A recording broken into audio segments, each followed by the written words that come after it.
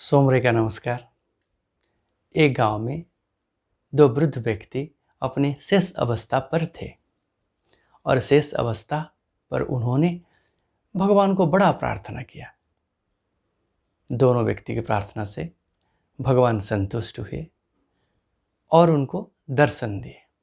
बोले, आपकी प्रार्थना से मैं प्रसन्न हूँ, आप क्या वर मांगना चाहते हैं मांगिए।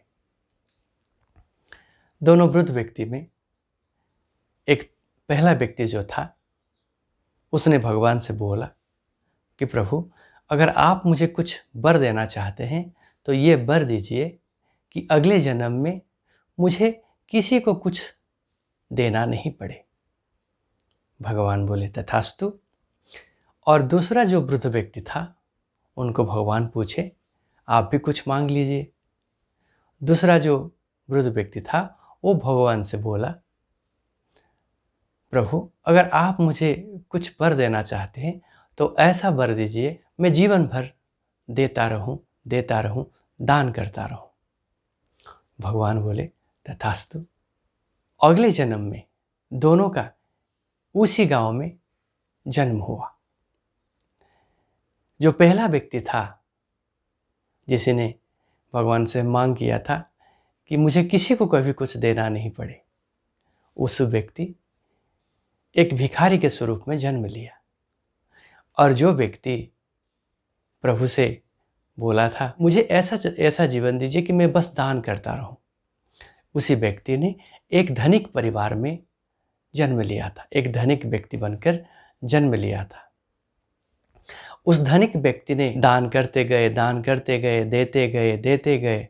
ऐसे दान करते करते उनके आस पास पड़ोस गांव में सभी लोगों को बड़ा सुखी कर पाए।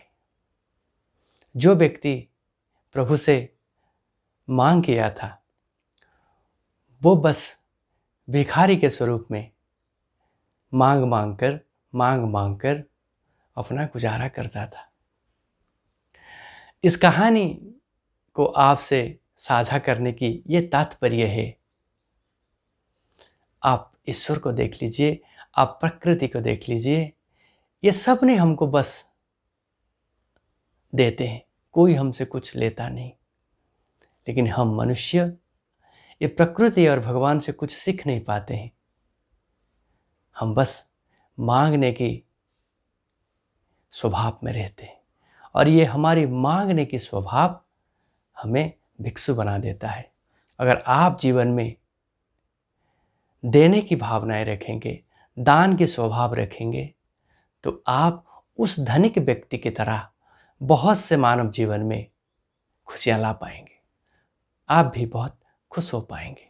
इस कहानी में जो मोरल से वो आपको समझ में आ गया होगा। अगर आप मनुष्य हैं तो प्रकृति और भगवान से ये सीखिए, मुझे आपने सब कुछ दिया है, बस आपने मुझे जो दिया है बस उसे मुझे दूसरे को देना है, ना कि मांगना है। अगर आप मांग के स्वभाव रखते हैं तो आप एक भिखारी से ज़्यादा कुछ नहीं है। अगर आप दान के स्वभाव रखते हैं तो आप कई जीवन में सुख लाने के साथ अपना जीवन भी सुखमय कर पाएंगे। आज के लिए इतना। नमस्कार।